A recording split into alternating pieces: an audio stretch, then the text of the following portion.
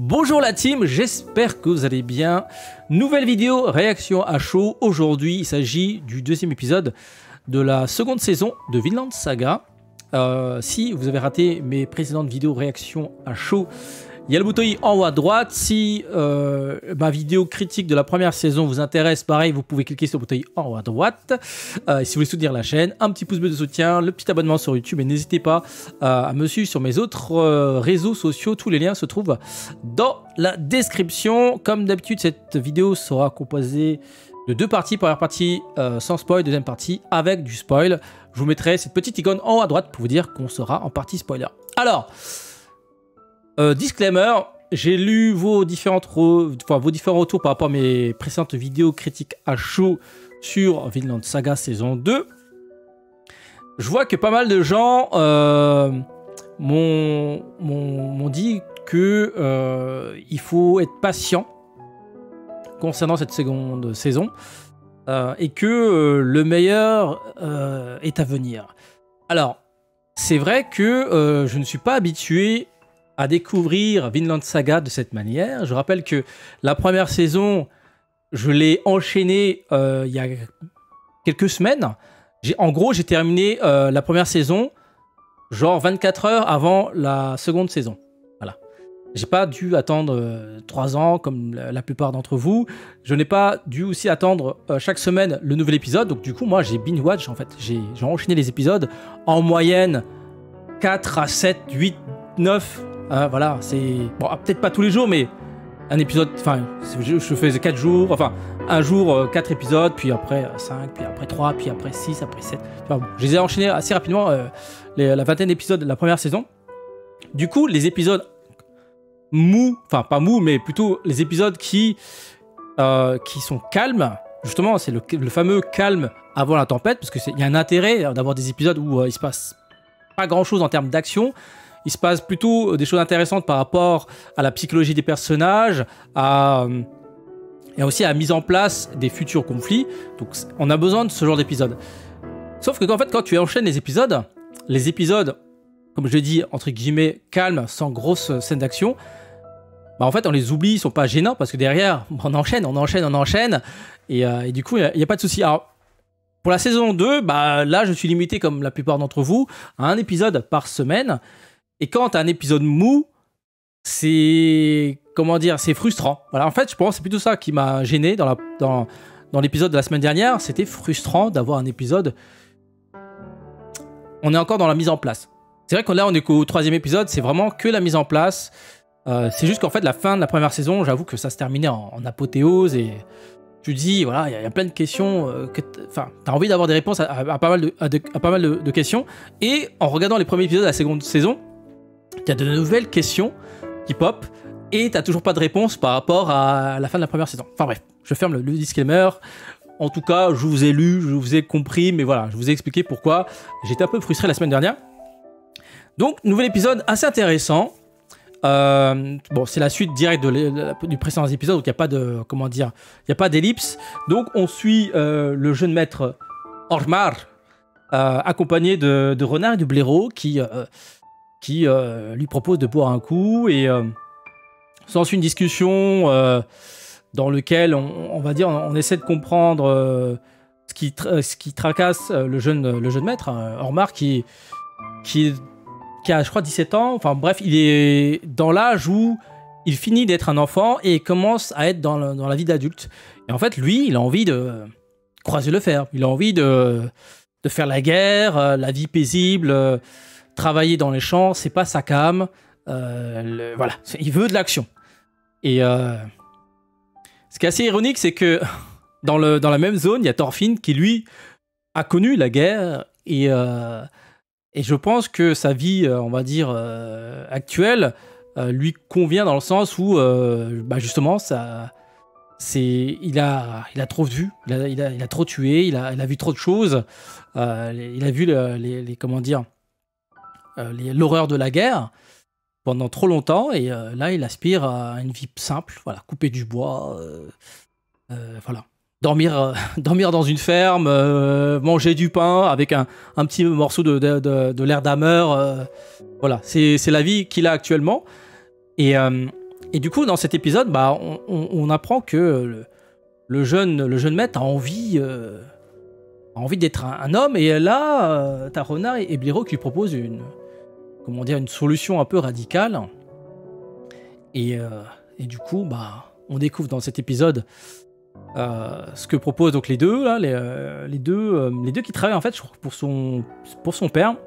Et puis c'est aussi l'occasion dans cet épisode, pardon, de découvrir un nouveau personnage qui s'appelle Serpent. On le découvre qu'à partir vers la fin. On ne sait pas grand chose de lui, excepté bah, c'est le patron entre guillemets de Renard et de Blaireau. Voilà. Donc mise en place, mais on sent que on s'approche comment dire, on s'approche de quelques réponses. Je pense qu'on aura quelques réponses la semaine prochaine sur ce qui s'est passé. Voilà.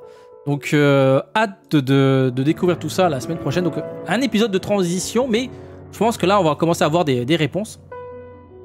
Donc, on va s'arrêter ici pour la partie non spoiler. Donc, avant de quitter la vidéo, n'hésitez pas à mettre un petit pouce bleu de soutien. N'hésitez pas également à vous abonner à la chaîne YouTube et à activer les notifications pour être sûr d'être notifié lorsqu'une nouvelle vidéo va pop, les amis. Donc voilà. Bon, pour la partie spoiler, évidemment, on va revenir sur Thorfinn, le cas Thorfinn, qui a plus de, comment dire, il a plus envie de vivre. Hein. Ça se voit dans ses yeux. Il a juste envie de mourir. Voilà. Et son vœu va être exaucé, apparemment. Enfin, en tout cas, dans l'épisode, on a cru qu'il allait.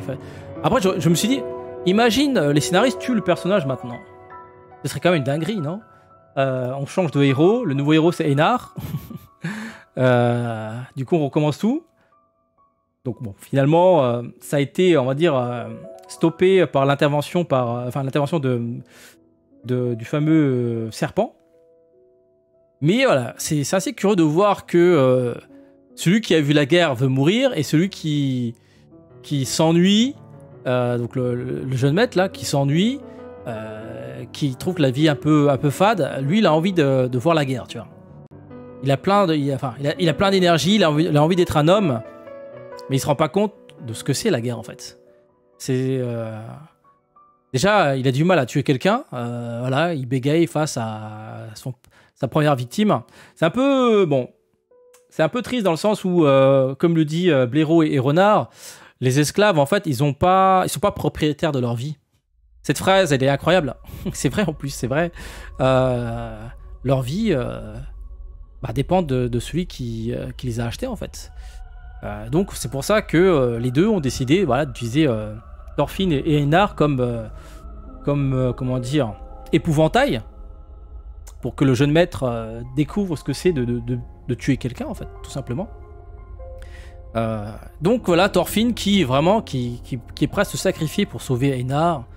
Je trouvais ça surprenant. Je me dis, en vrai, Thorfinn il se réveille, il est balayé en quelques secondes, tu vois, mais là, il a plus envie de se battre en fait.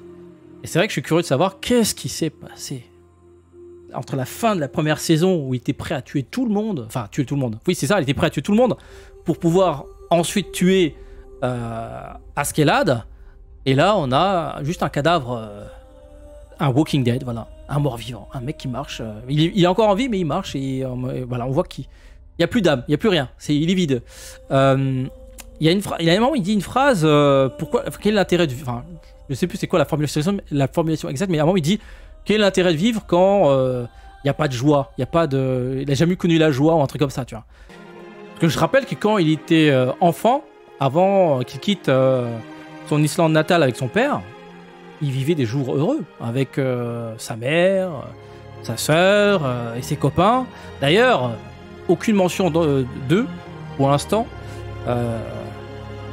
C'est vrai que je me pose la question, mais pourquoi il n'a pas rejoint sa daronne qui était déjà entre guillemets bien malade à la fin de la première saison. Elle attendait le retour de son fils. Donc pareil, il a encore une sœur. Donc pourquoi se trouver dans cette ferme alors qu'il pourrait entre guillemets connaître de la joie de vivre avec ce qui lui reste comme famille. Voilà. point d'interrogation. J'imagine que nous aurons les réponses dans les jours, les semaines à venir, enfin plutôt dans les semaines à venir. Voilà, mais encore une fois, on est dans un stade où on attend beaucoup de réponses, parce qu'on a plein de questions. Et donc, du coup, il faut faire preuve de patience. C'est ça qui est un peu compliqué avec les séries qui diffusent un épisode par semaine. Bah, l'attente est longue en vrai. Hein. Les épisodes durent que 20 minutes. Et voilà. Et après, il faut attendre une semaine. Bon, dites-moi ce que vous en pensez de ce 3e épisode. Vraiment plus intéressant que le précédent. On commence à avoir le début de potentiel quelques réponses. Voilà. Sur ce, passez une bonne journée les amis, le petit pouce me soutient, le petit abonnement sur YouTube, n'hésitez pas à me suivre sur mes autres réseaux sociaux, les liens se trouvent dans la description, n'oubliez pas d'activer les notifications lorsqu'une vidéo, enfin pour être sûr d'être notifié lorsqu'une nouvelle vidéo sera postée sur la chaîne. Tout ça à très bientôt. Ciao ciao.